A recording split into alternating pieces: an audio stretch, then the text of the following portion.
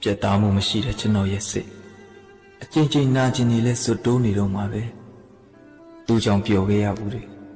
ငိုခဲ့ရဘူးတယ်ဝမ်းနည်းခဲ့ရဘူးတယ်ဘဝဆိုတာကိုမလိုချင်တော့တဲ့ဒီစိတ်ကုံစွာနဲ့ယူမိုက်ခဲ့ဘူးတယ်သူကြောင့်တစ်ခါတလေမှချဲဆိုတာမျိုးနဲ့ဘဝကိုသူနဲ့တူဖြတ်တန်းခြင်းနဲ့စိတ်ကြီးပေါ်ပေါက်ခဲ့ဘူးတယ်သူကြောင့်ပဲတစ်ခါတရံမှစိတ်ထွက်ပေါက်မရှိအောင်အကျဉ်းချင်းပြိုလဲခဲ့ရဘူးပါတယ်သူကြောင့်ပဲပတ်ဝန်းကျင်တချို့ရဲ့တိုက်ခတ်မှုရိုက်ခတ်မှုတွေအောက်ကိုရောက်ခဲ့ရတယ်ဒါတောင်နာလုံးနဲ့စိတ်မရှိတဲ့ကျွန်တော်ကိုကျွန်တော်အံ့ဩနေမိ sorry ပါဆိုတဲ့စကားတစ်လုံးနဲ့ကျွန်တော်ချိန်နေခဲ့ခုတော့လဲတိုက်လဲပါမုံနိုင်ငယ်အမြဲတမ်းတော့ကြမ်းတမ်းရရောစွာမတက်ခတ်နိုင်ပါဘူးမုံနိုင်ကြီးပြီးသွားတဲ့အခါပေါင်းကင်ကြီးပြားပြီးလေးလေးလေးညင်းလေးတွေရောက်လာအောင်ပါငါဆိုတာပြတ်သားမှုမရှိတဲ့ကျွန်တော်ရဲ့စိတ်အကျဉ်းချင်းနာကျင်နေလဲစွတ်တိုးနေတော့မှာပဲ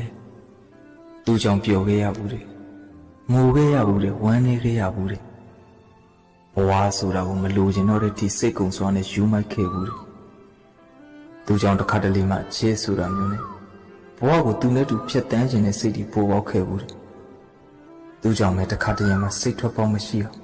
အကျဉ်းချင်းပြိုလဲခဲ့ရဘူးပါတယ်သူကြောင့်ပဲပတ်ဝန်းကျင်တချို့ရဲ့တိုက်ခတ်မှု